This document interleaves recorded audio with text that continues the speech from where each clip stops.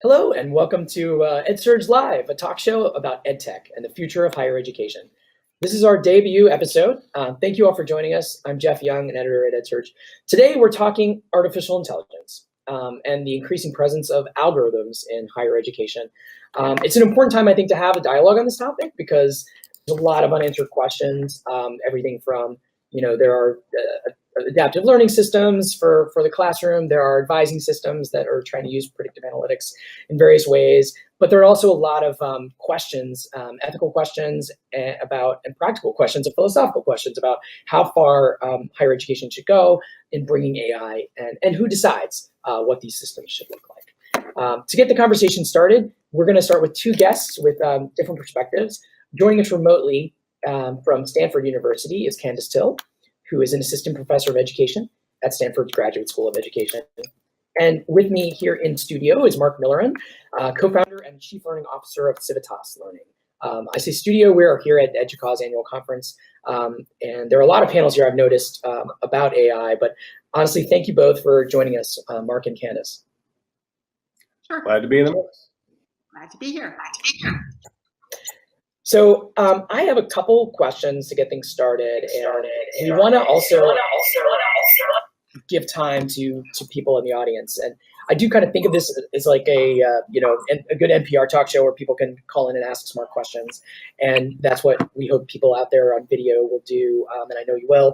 But I wanted to start off. Oh, and we're using this Shindig video platform just to let you know how that works. It lets you ask questions by either video or text. So you're shy, you could do it by text, although I think the video is a great way to sort of to share and let us see you all here virtually.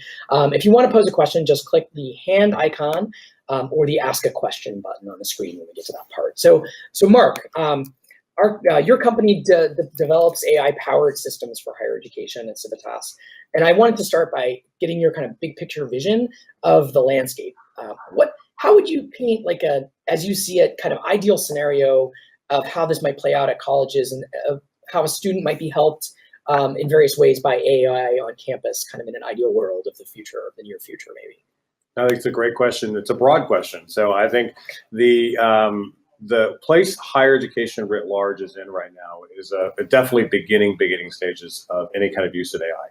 I would argue that the place we're probably in is kind of moving from accountability analytics to action analytics, where 95% of the data work being done in higher education is really focused on accountability analytics, getting data to accreditors, to legislators, to trustees, to actually tell a story about how the institution has been doing in the past, and talk about students who haven't been there or aren't there anymore, right? So our chief data scientist comes from the world of healthcare, and he basically says that higher ed seems to be obsessed with autopsy analytics, right? It's data about people who are not with us anymore, trying to tell stories to help the current students. I think the shift is we're finally moving from a time of that radical focus on accountability analytics now into more action analytics, where we're actually getting the data and is closer to real time, try to help students. And we're starting to weave in predictive analytics to show trajectories and using those data to try to help current students who are trying to choose better paths, trying to make better choices. They're trying to interact with resources in the right way. And the institution's trying to guide the kind of support they can provide for the student. In particular, they're trying to personalize the pathway the student's going to go on and help shape those big decisions, but also to give them precision support, nudging, encouragement, all at the right kind of time. This is a whole new skill set for higher education because they have not been using the data for this kind of term. And so I think the beginning phases of it has really been a lot of higher education institutions doing the very kind of basic form of what I would almost call algorithmic triggering, where they're saying, based on this demographic category and based on this one assumption, we're going to make sure the student does X, Y, or Z. And that in some ways is painful because sometimes they make assumptions, right? They assume that a demographic category is a proxy for risk, which is in some ways really problematic, and we can unpack that. But I think now we're starting to see more and more of them become more precise and actually understand that student behavior is more predictive, and there are things that students can do to actually engage with the data and actually kind of become captains of their own ship, or at least participate in their own rescue. So long story short, I think we're moving to a time now, and more institutions are beginning to embrace this, where they're trying to use the data to help students in closer real time to improve their learning and expand and increase the likelihood of their completing what they start, which is a significant problem in particular for first generation and low income students. And I think people have realized kind of three big things. One, it's the students' data. It's their data. These are actually, every piece of data is actually a footprint that kind of, if you put it together, tells a story of the journeys these students are on, and their data should be used to help them, right? And right now their data is mostly being used to help the institution justify its existence or tell its own story. And we strongly feel that part of this is getting that data to a place where the institution can use that data to actually help that student. Second thing is it actually turns some pressure on the institution because it gives them kind of, it suddenly becomes a moral imperative of knowing. If you know based on the data that these students are on these trajectories that are great, you want to reinforce them, but other students are on a trajectory where they're probably going to see challenge, you absolutely want to try to intervene in some way and actually help them or inspire them or kind of move them in a different direction. But finally, I think we're seeing a broad embrace in this work. And I think the New America Foundation's privacy document was one of the best talking about this, a real embrace of this notion of do no harm. Is we absolutely have to have a do no harm philosophy with this, where we're using these data to improve the outcomes for students. And this isn't going to be used in a way that's really about just benefiting the institution. It's got to be about trying to help the student. There's a lot in that answer, and we'll get back to some of those points. Candace, I wanted to ask you, you're an early pioneer of using AI and adaptive learning tools with the online learning initiative that you led at Carnegie Mellon University. But you've also recently raised concerns that when companies offer AI-driven tools, that the software can be a kind of black box that's out of the control of maybe the teachers or educators or those in higher ed institutions. I wonder if you could start by saying a little bit more about that perspective that you've come to. Sure. Can you hear me okay? Yeah. Great. So first, hi, Mark. Good to see you again. And I agree with much of what Mark also said. I am a big believer in using the data that we're extracting from student work to benefit and support the students in their learning. So we're highly aligned on that. And I work at a slightly different level than the work that Civitas works on. As Jeff mentioned, the Open Learning Initiative, which I started at Carnegie Mellon and now have also at Stanford, is about using, creating personalized and adaptive learning experiences for students when they're learning a particular subject area. So the way it works is as a student interacts with activities that are mediated by the online environment, we're taking those interactions and running them through a predictive model to be able to make a prediction, in this case, maybe about the learner's knowledge state or where they are on a trajectory for learning the things that they're trying to learn. And this is all very exciting, and it seems very straightforward. And as Mark mentioned, this kind of approach is revolutionizing every other industry. But what we have to recognize is what we're doing is having these systems support our pedagogical decision-making.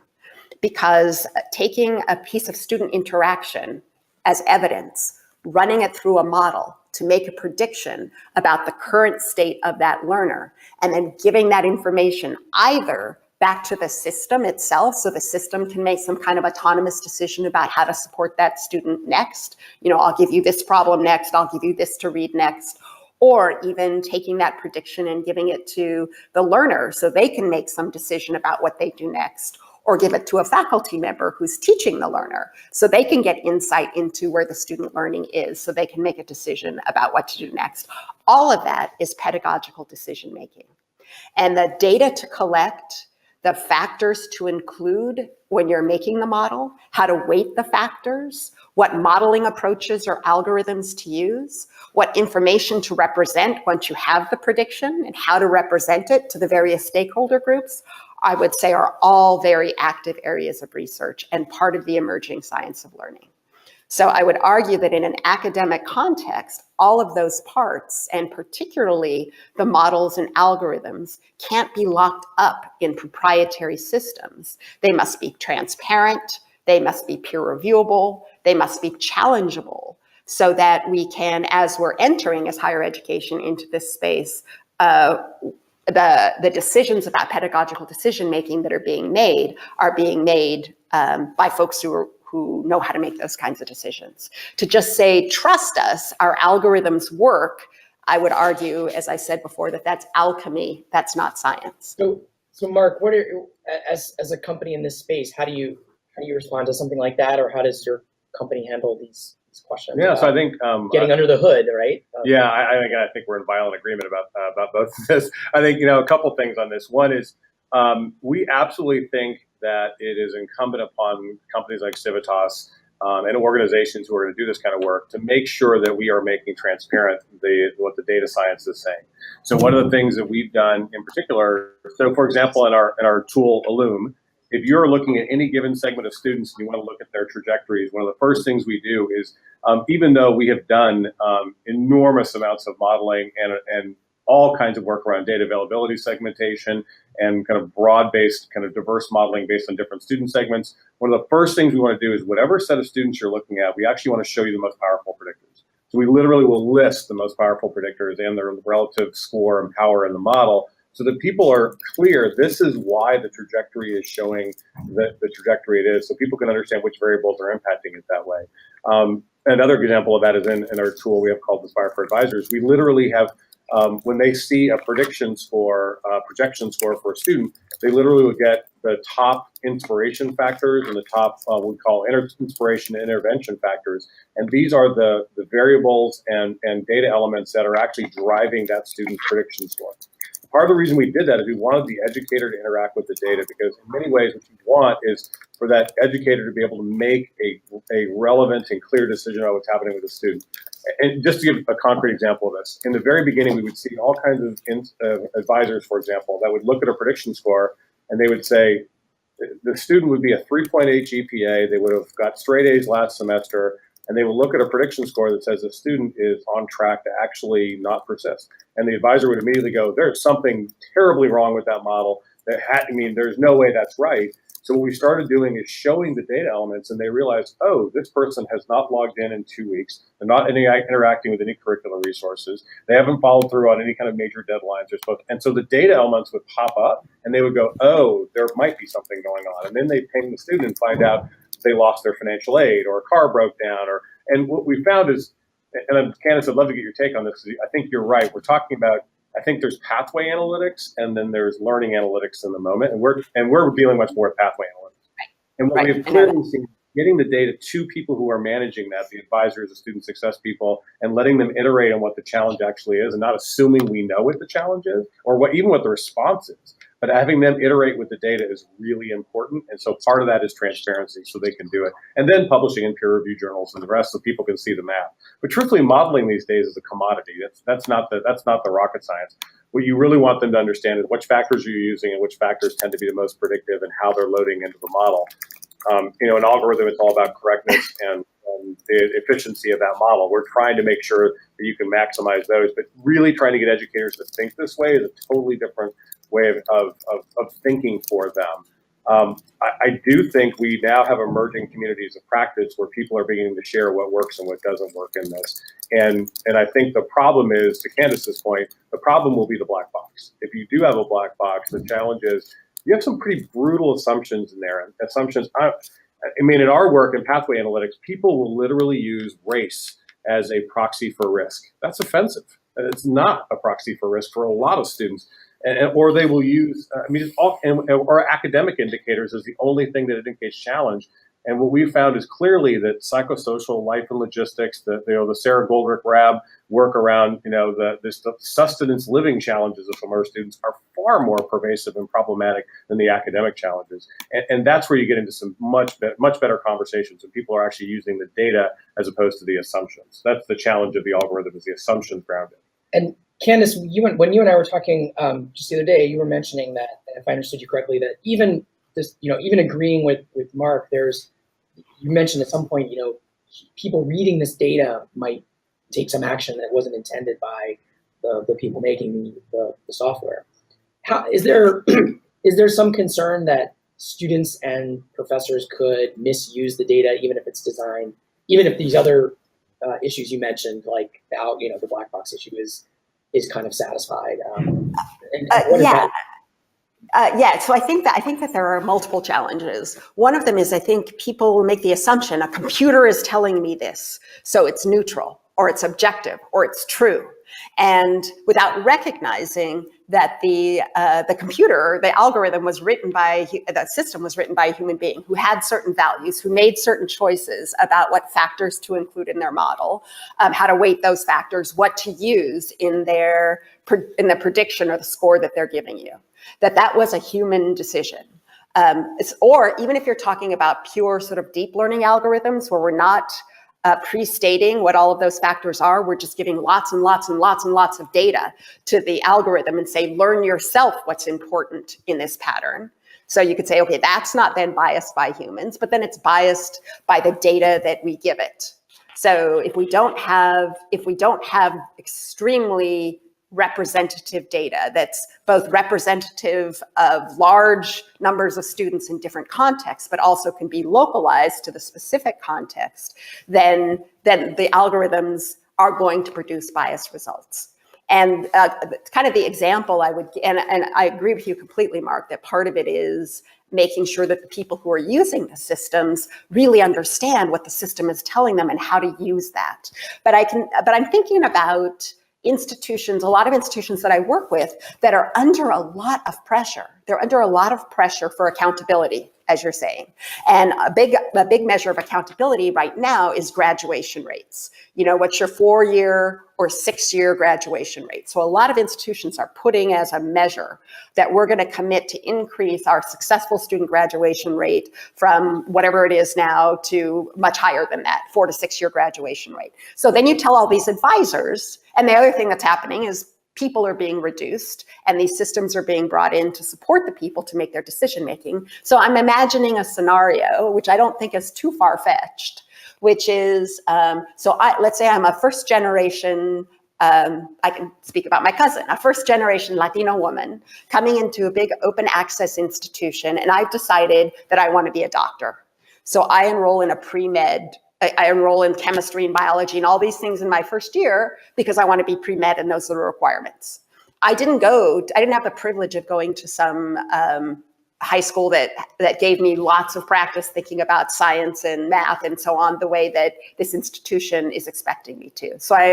But I come in, I'm first generation. I'm also trying to deal with that I don't have a lot of knowledge about how college even works. And I'm probably feeling a little bit like, do I really belong here? I'm excited that I got in, but I'm kind of questioning my fit here. So I take my first year and I take the biology sequence, I take the chemistry sequence, and then say for my elective, I take a Latina studies class because I'm interested in that. And I get C's and D's in my biology and chemistry courses, and I ace my Latina studies class. I think I wanted to actually, we're going to get Candace back online in a second.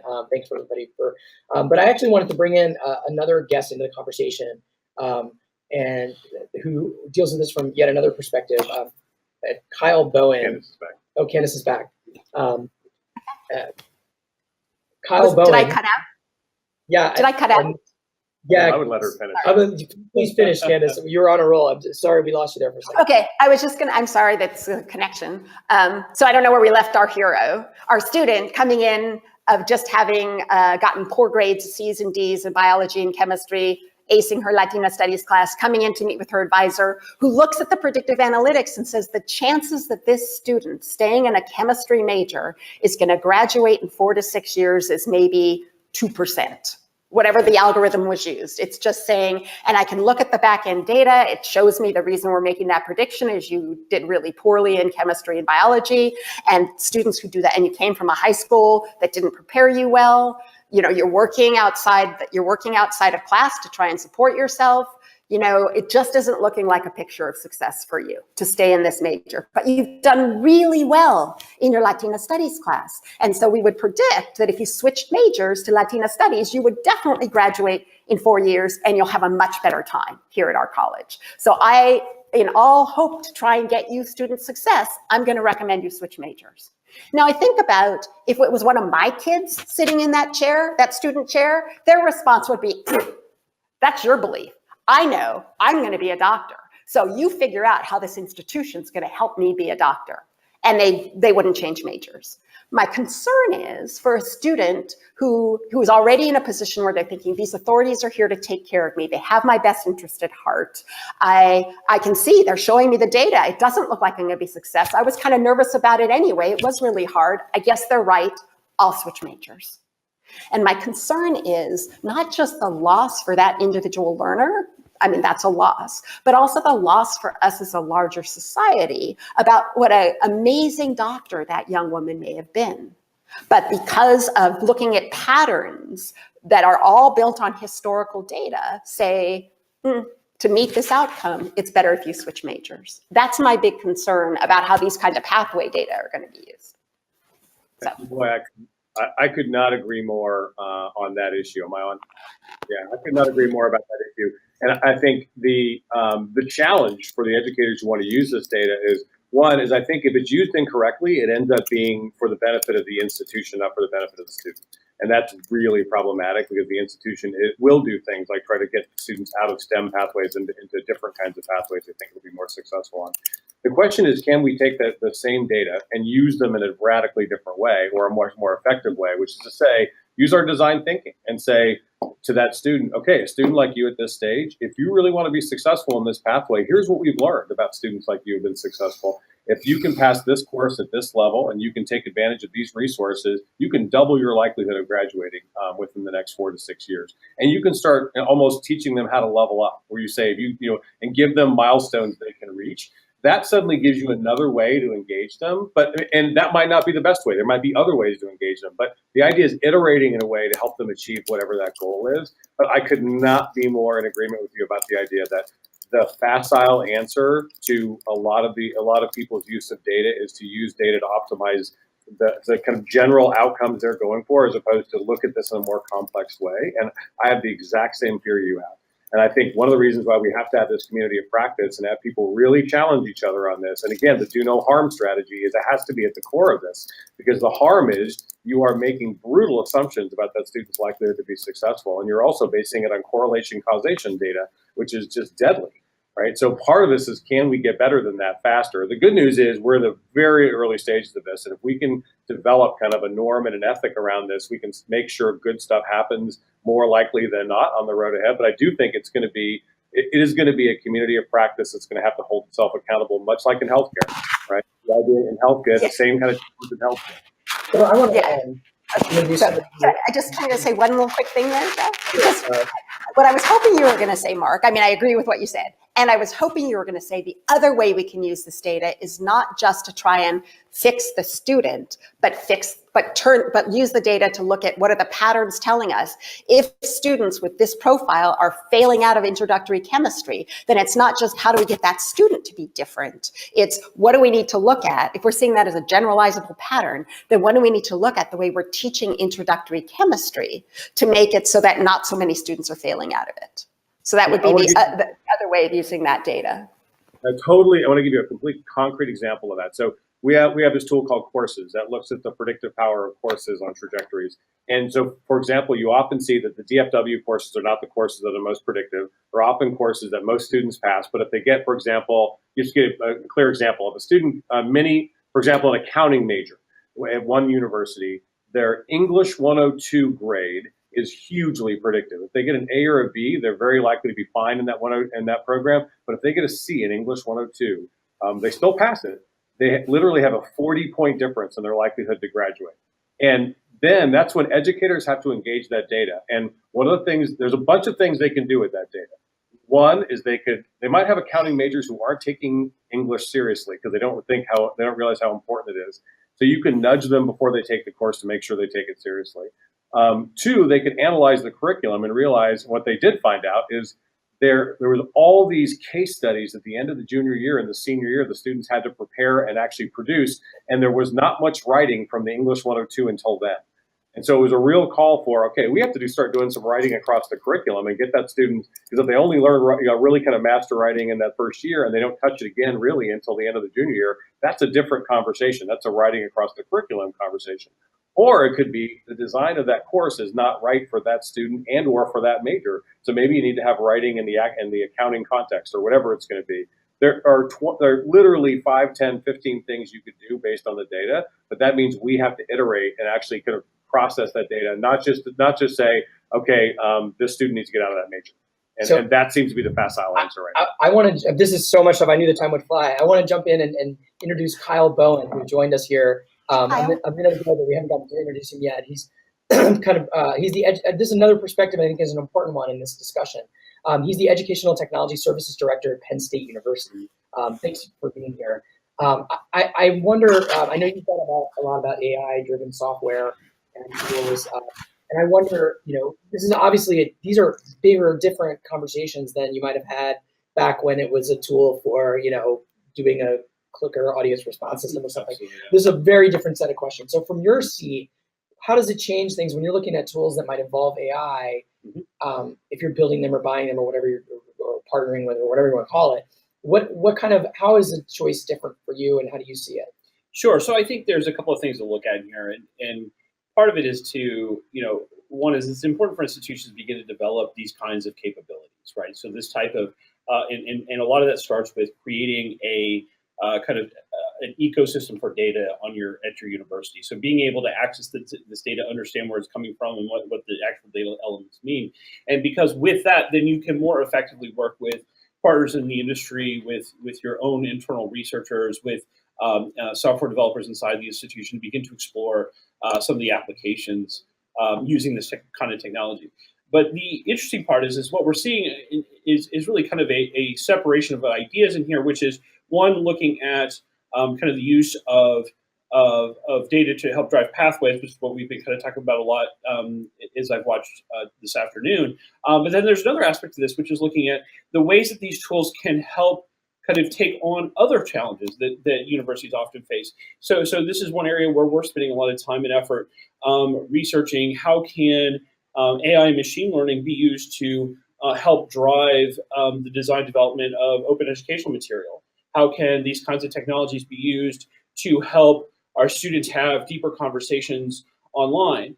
How can we use these kinds of technologies to take on problems that really seemed too complex? And so this is a great area. And so part of it is having that data ecosystem, having a good foundation to work from. And at Penn State, this is an area where we're bringing together faculty from across the university. So these aren't just computer science faculty, but really they come from engineering, from health, from technology, from in education, coming together, thinking critically about how do we apply this to solve other big problems that face education. And I think that, so when we talk about the uses of AI and machine learning in this space, that's the green field, right? That's the area where I think we can go out and begin to experiment. But at the same time, that's on a much longer trajectory, right? So we are just beginning to understand the implications of that and the some of the complex legal issues that surround something like that. So we've worked with projects that have algorithms that are expressive, so they can express new content. So when a machine expresses new content, then who's the author? So it raises these questions that we've never faced before, and so in many ways, it's a discussion that almost seems science fiction at times. And so that's part of the exciting part of this, which is kind of beginning to explore not only the ways that we can use data to help our students be more successful,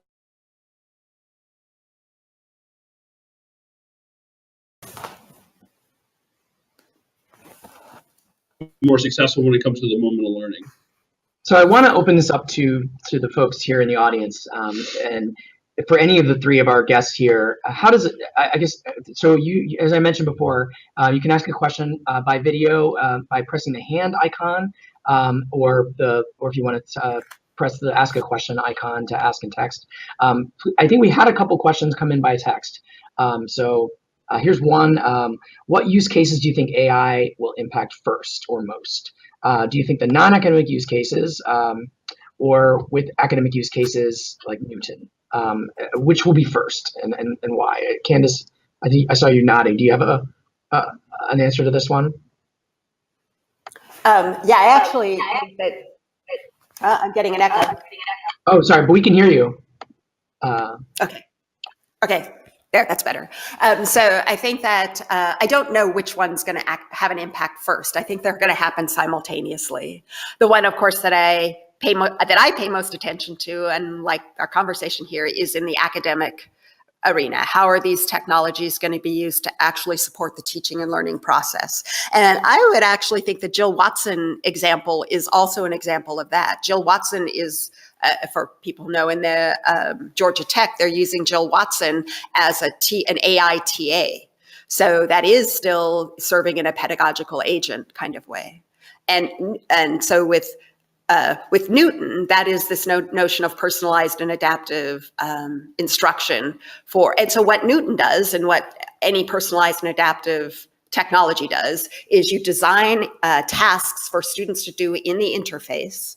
As the students and this is what OLI does too, as students interact with those tasks, every interaction is a piece of evidence that then gets put through a model. And I would disagree with you, Mark, that the models don't matter. We've seen very different predictions come out of different ways. And maybe you were saying at the pathway model, it doesn't matter. In the predicting knowledge state, it matters what models you're using to make the predictions and how you're weighting the models and what factors you're including and all of those things. So what happens is all of those interactions are pieces of evidence that then get put through some kind of modeling algorithm to produce a prediction that then is either given back to the system to make a decision, which is what I think Newton claims to do, that the system itself will autonomously decide what activity to give a student next, or to give it to an instructor or to a student so they can make a decision. My challenge there is that given that we know from learning research that to differentiate instruction, the way you would differentiate instruction is very complex. The factors that you need to consider are very complex. Then I would argue that the algorithms or the state of our science isn't that yet there to be able to make a really good prediction that you could just autonomously let a system make that decision. And I still think figuring out the gold here is going to be figuring out which of those decisions we give to humans to make, which we can let a system autonomously make. That sort of human in the loop AI is, I think, where we should be focusing our next research area. Truthfully, that's why I love Candace's work, because Candace, actually that interaction between what the machine can do well and what the person can do well is a ripe area for learning. And I probably inartfully said the models don't matter. What I meant is the models are commoditized, and that the modeling is not magic. It's out there, and you just need to examine which modeling technique you're using for which purpose, and you can actually look at the outcomes to see how it works. Are you saying it's not a trade secret, in other words? Is that what you meant? Or? I'm just saying that modeling is less and less of a trade secret. There's more modeling. The modeling is out there in terms of how most people are using basic frames of basic kinds of models, and you can actually track the model use. It's which model did they apply and how did they apply it, what data was used to it, and then what algorithmic decision frameworks were put in place to be able to kind of drive the model.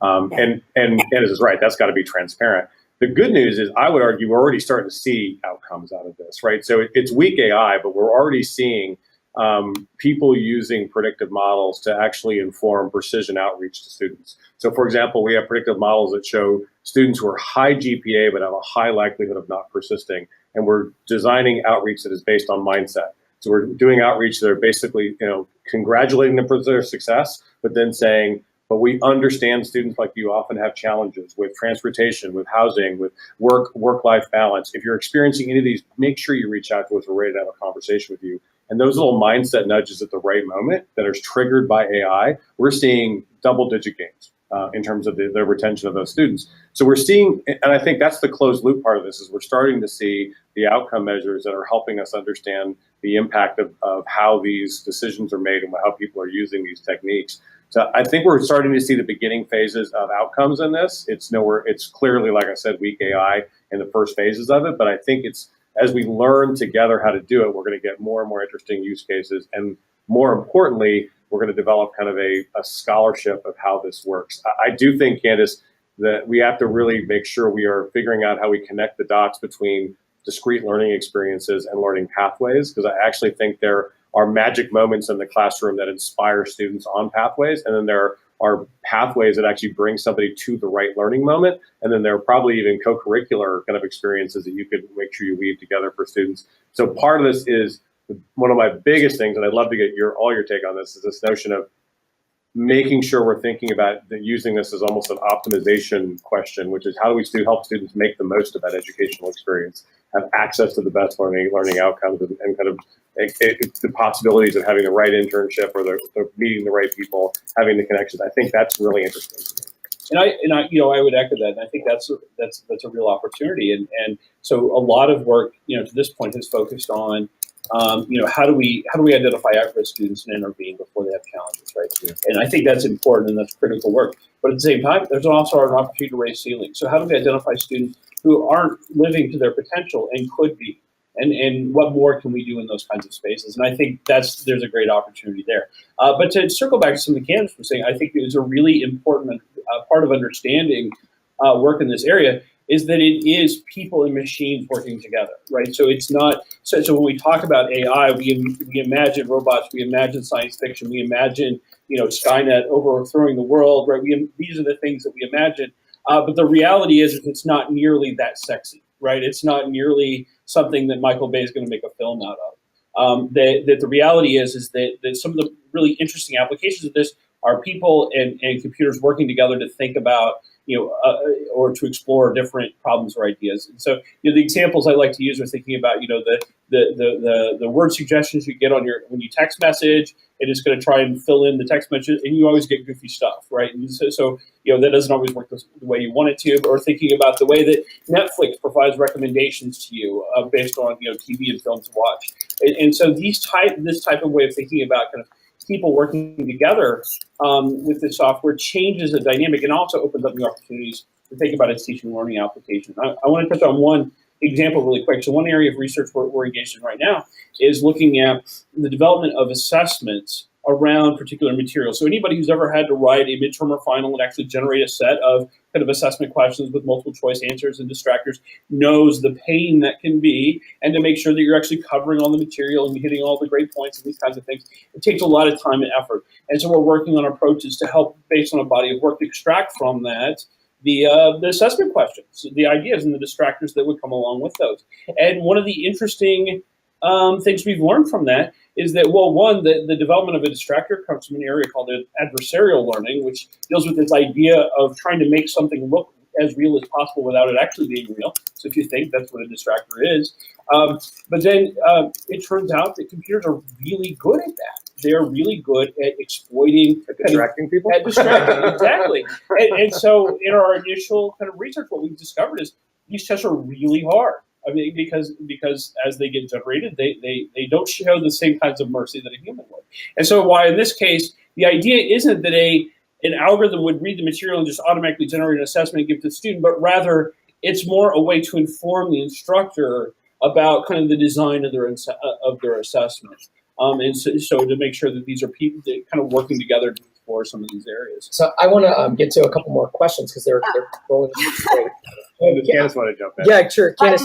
Well, while we're getting another question, I just wanted to say another way of using AI and humans together on that point of constructing assessments is, say, in my open statistics course, I have hundreds of faculty all over the country that are using that courseware as an open educational resource. And so if they want to put a question in that they like, we want to be able to give them feedback on how well that question performed, not only for their students, but for the thousands of students that are using the courseware. So that's another way, we haven't done this yet, but we're about to turn the switch on, to use the adaptive problem solver technology that learns about a learner to adaptively deliver a question, to also learn about the questions, to give the instructors information back about this is how your question performed for these learners in these conditions. And so you can decide, do I want to modify that? So we're not only trying to help the learners get better at statistics, but also the statistics faculty get better at writing. TA was the same quality as autocorrect. That would be, yeah. So there's all different visions of the AI that we have already in our lives and of different qualities. And I think these are all really interesting about how that feedback will be used and how it will change. We do have some more questions. There's a one from Mark Corbett-Wilson. Where are student leaders and student governments in the design and selection of AI tools? Where's the student voice in this? No, I think that's a great question. We actually began the development of our degree map tool with a 300-hour ethnography. of students and advisors. And Laura Malcolm, who's my co-founder at Civitas, along with Charles Thornburg, Laura comes out of a design school at Stanford, and her mindset was all about getting to empathy first. And so getting that student voice became a really important part of this larger process. And what we found in all of our projects and products that we put together is beginning with that sense of empathy matters. So bringing student voice in and getting them to be a part of what do you really need to help you kind of frame this decision and how are you going to interact with it. And I think a lot of this work, what really concerns us is it ends up being what are we going to do to students as opposed to working with the students to have them be a part of co-design in terms of what this is going to look like. And part of the reason we did that, and I'll just be blunt about this, and Jeff, you and I have talked about this before, is I think larger higher education is an insider trading game. And what I mean by that is I think higher education tends to be successfully navigated by people who are second, third, fourth, fifth generation students who come from higher income families. And part of the reason is because they're scaffolded by human system algorithms, parents. All right, parents who have all kinds of information that can give them advice about how they navigate systems, and it's parents and friends and family. First generation low income students tend not to have the same kind of support. So part of the reason we wanted to design the systems we designed, like Degree Map or College Scheduler, was we wanted to bring to that student the same kind of scaffold and advice that would help them get on a good track, stay on a good track, and complete that they would get if they were around. And leveraging the data from highly successful students to do that. And when you get the reaction from students when they see this, where was that when I was going to school? That's when you know you've designed something the right way, right? Where they're like, oh my Lord, where was this? When you can give them a tool that says, here's the right set of courses to take next, or here's the trajectory you want to get on, or here's how you put your schedule together to be able to fit into your complicated life. That's, again, you're meeting the student where they are. And so that's where we've tried to involve the students is from the very beginning in empathy and understanding, but also in the design of the products. And then you measure the outcomes to see what other kind of things they'd like to see.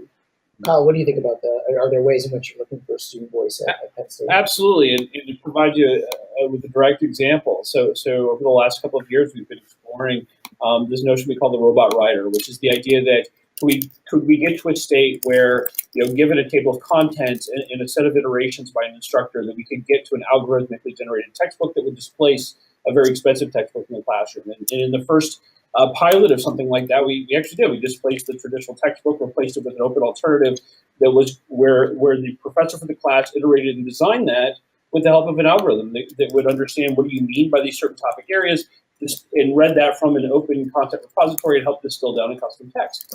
But then as part of that class, then we also put that same tool in the hands of all of the students and said, create your own textbook for this class. Because it was a general education course, it was on a technology topic, and many of the students came from different backgrounds, different disciplines, different majors. What we wanted to see was how do they take this and make it relevant to their own learning.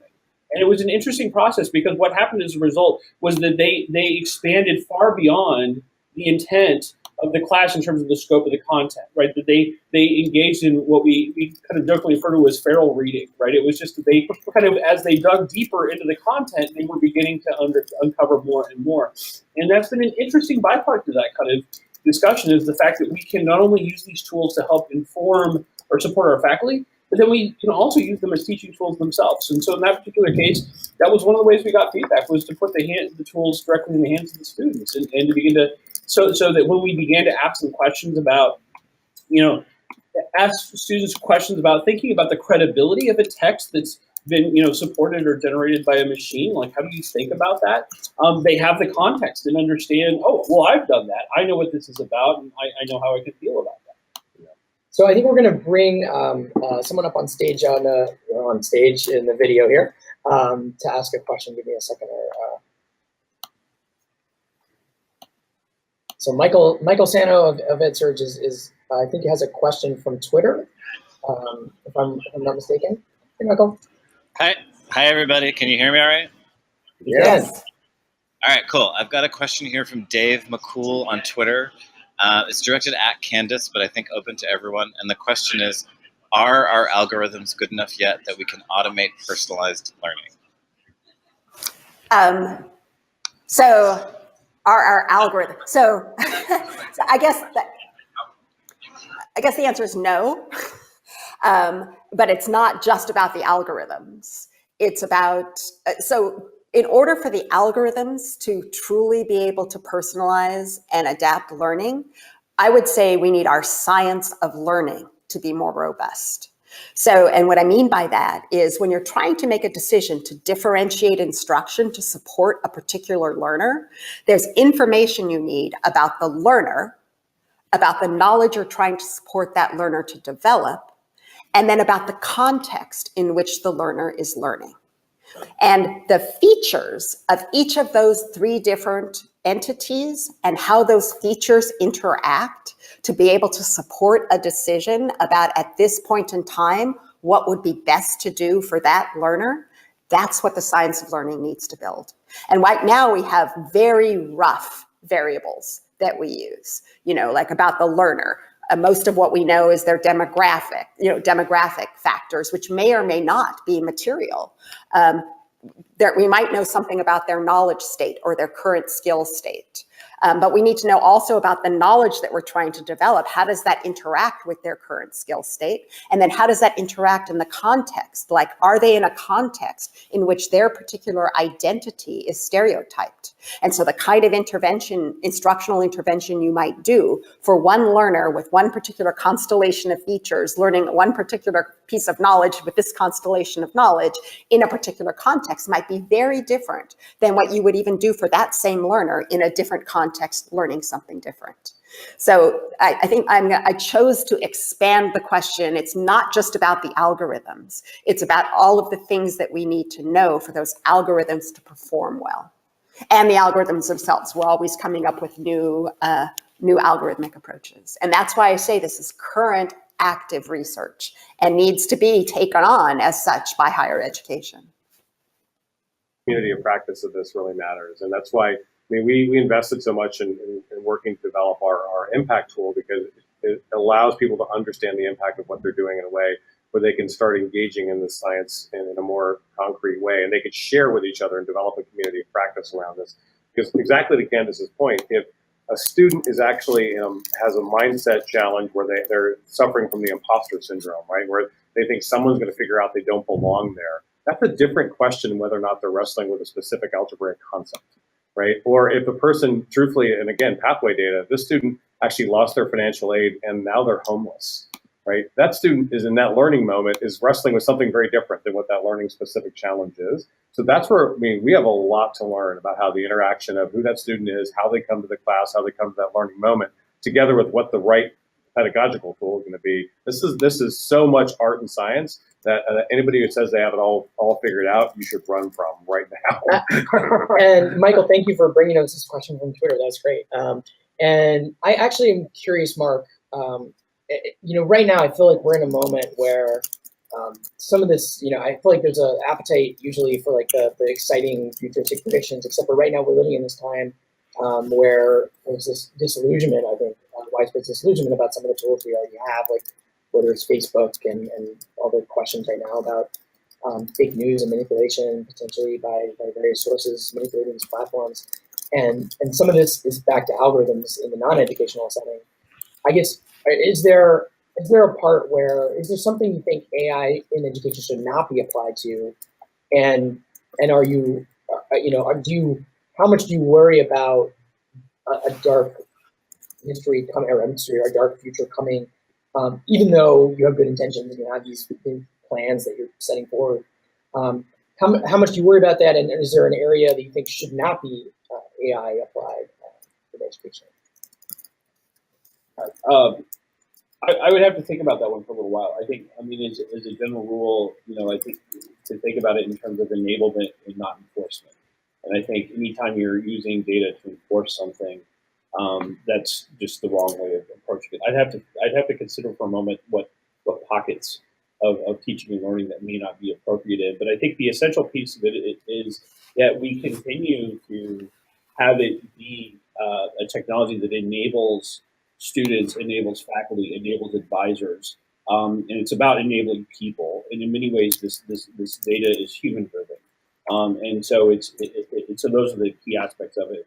But that's what I'm going to be thinking about now So next year, it's a date. We're going to talk about all the places where AI shouldn't be used, but I'm sure they're there. And Mark, what about you? So I think you can go dark quickly on this and think about all the ways that these tools can be misused. And I am deeply concerned. In fact, Charles Thornburg, my co-founder, and I often talk about the fact there are some people who should never, ever, ever, ever use analytics or AI, just because I think they're going to use it for selfish purposes, or they're going to use it in ways to manipulate students. And we've seen that already. You know, that horrible kill the bunnies moment, right, where somebody's using it for admissions processes and others. That being said, I think if the academic community can come together, I think if the education community can come together around this learning science in a way where we can turn that lens on how we use the best of these data to help these students. I think one, I've said it before, it's the idea that these are the students' data should be used to help the student, right? And I think there is a moral imperative of knowing. If we can do this work and understand the student has the opportunity to be engaged at a higher level or to be helped at a certain time, we have an obligation to do something to help that student and try to figure out how to help that student. And above all, I do think there's this ethic of do no harm. How do we make sure whatever we do is about optimizing that student journey? I do think a couple things really bother me. I think we have a reductionistic view where this is all about at risk. And I think that is very limiting. I think we should be actually taking our aperture back and thinking about how we optimize education outcomes for all students. We've seen, for example, at USF, where they have, they suddenly had significant jumps in their retention and success rates, and they've closed their equity gaps, and they've done it without a focus on demographic categories. They've done it with a focus on data of optimization, which has been kind of great. But I think we have to get rid of that reductionistic, only at risk view. And I think to flip it to the positive, I think if we do this right, Jeff, I think we have the opportunity to enter, and I'm not being hyperbolic about this, I actually think it's true, we have the opportunity to enter kind of a golden age of learning, where we have more tools at our fingertips than ever before to understand what's working and what's not for which student, and help those students, and especially, and I can't reinforce this enough, especially for low-income first-generation students, many of whom do not have the human system algorithmic engines that our parents and friends that can help them in ways that other first-generation students don't have. We can get that same kind of support and even the playing field for a lot of folks who I think been left behind in a lot of this educational innovation. That's an interesting frame. And I want to make sure we're running low on time, which is. I want to hear Candace's response to that. Come on. Okay, Candace, we'll let you weigh in on this too, Candace. Is there something we shouldn't be using AI for at all? Education? Well, I guess there's not something I don't think we should use. I don't think we should misuse it. I mean, I think it presents an amazing opportunity for higher education, which is higher education institutions have three core missions that they're supposed to have: a research for creating new knowledge, the research mission, the mission for disseminating knowledge, the teaching mission, and then the community service mission. And what this technology provides us the opportunity to do is bring those three missions together much more tightly than they ever have. I mean, for most institutions, those three missions have gotten really siloed. And so now in many institutions, we have the situation where the researchers, like myself, are doing all of this research into understanding human learning. We publish it in our journals, we throw it over the wall, we hope the practitioners pick that up and use that in some way to inform their teaching practice. But often they don't, and often when they try, it doesn't work because our research didn't cover the complexity of the context in which they were really teaching. So we have this really dysfunctional linear technology transfer model from research into practice. And our industry, if you think of higher education as an industry, is one of the few industries that is in a privileged position to not have to put up with that. You know, because our researchers, our practitioners, and the people that are supposed to benefit from the research and practice are all co-located, both temporally, geographically, and most importantly, under mission, which is the mission that Mark is talking about. So we can break this linear technology transfer model and have researchers and practitioners and learners co-creating the interventions and learning from them so that we're both supporting student success and building our fundamental understanding of human learning simultaneously.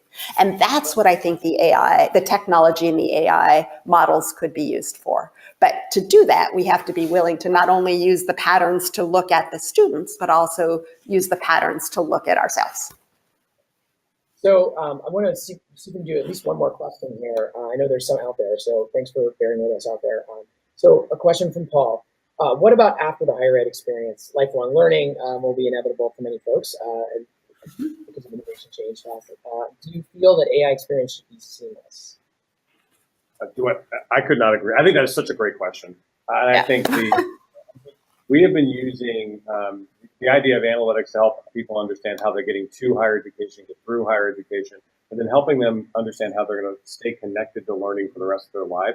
I think you are going to see kind of intelligent education connections. And you're already seeing, and there's a reason why Microsoft bought LinkedIn, and one of the reasons is Linda, is this idea of this kind of long-term, lifelong learning. But I think you're going to see lots of educational institutions try to create this lifelong relationship for learning enterprise with their folks. And what's exciting about that is the idea of being able to stay connected to a system that understands your learning needs as you need them. What's interesting is that anybody who has an 8, 9, and 10-year-old is watching this in practice, right? As their kids use YouTube and whatever else it is to learn whatever they want in the moment.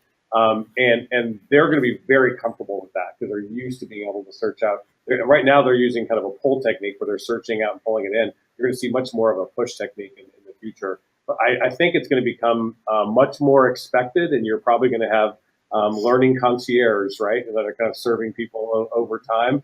And at one point, it might be a university you're working with. At another time, it might be Linda. At another time, it might be a friend down the street in a makerspace. And other times, it might just be giving you open education resources that are curated and by the right kind of community. And I think it's going to be really rowdy and interesting as that kind of comes to forth. Yeah, I think the learning concierge is going to be an AI agent, actually. Yeah, and I think we also look at kind of the way that information can flow back into the design of programs, the design of courses, and so on, based on as we have graduates beginning to interact as part of their jobs, interacting with each other and learning further. To what degree does that inform the definition of the experience itself? So it creates this really symbiotic relationship, I think, between the two going forward. But then at the same time, it also begins to open interesting business models. We begin to think about what is lifelong learning going forward. How far are we from a subscription model for education to a Netflix-like thing where, well, I just continue to learn as I have my monthly fee. These types of things. So we're seeing these things play out in small ways, but at the same time, all there really needs to be is that kind of underlying stream of data to begin to draw these things together. And so I think in going forward, this is a really interesting data problem, right? To think about, okay, what are those data points? How do we get access to them? How do we bring them together? Because as we've looked at kind of teaching and learning, we started off by having ambient data. We had so many of the things we were doing were driven by things that were already in our databases, that we were already collecting as part of admissions, these kinds of things. So now we're looking at what does this look like when they begin to exist in a disaggregate form? And how do we begin to bring that together and develop a new insight? And I don't want to gloss over, and Candace talked about this at the beginning, the challenge of, we have real challenges of data in. What kind of data people are going to be using. And we have a heavy reliance, for example, a couple things, heavy reliance on demographic data, using demographic signals, proxies for risk and other things. But we also have biases towards the kinds of students we care about. So for the longest time, iPads would only focus on first-time, full-time students. And so all the analytic models were focused on FTIC students. And it was such brutal, it was brutal for part-time students and working students where they would just be neglected completely. And only just the last few weeks that they kind of make that change. And I'm going to be very interested to see now that we're suddenly seeing reporting regimes change, whether or not the algorithms change. Because now suddenly transfer students count. Wow, so we're going to see whether or not that is a big deal. And I think that's where we can focus on what's the data, what's the reporting requirements, and then aggressively looking at the algorithms, because a lot of the basic algorithms are based on assumptions that come from humans about the way they think it works, as opposed to looking at the actual data and trying to tune it in real time. Well, we're out of time, but I wanted to, we could obviously go on here, and I really appreciate everyone out in the audience. I'm sorry if there were questions we didn't get to, but this has been great. I mean, I think that you see that this conversation, I think it is timely to have this, and it's not over by any means. And so we hope to keep, we'll be covering this at EdSurge and continue this dialogue. Thanks everybody for joining us. This is the first EdSurge Live, and we're going to do this again. It's a series of conversations on different topics. The next one is going to be on Tuesday, January 16th. We're going to take a little bit of delay for the holidays and let everyone have their holidays. But January 16th, we're going to do this again at 3:30 Eastern again, and we'll have a different guests, different topics, and a different topic, and we'll look forward to seeing you there. We'll put out more information. Again, thanks to our guests, Candace and Mark and Kyle for joining us. We really appreciate your perspectives. Bye. Thanks, everybody.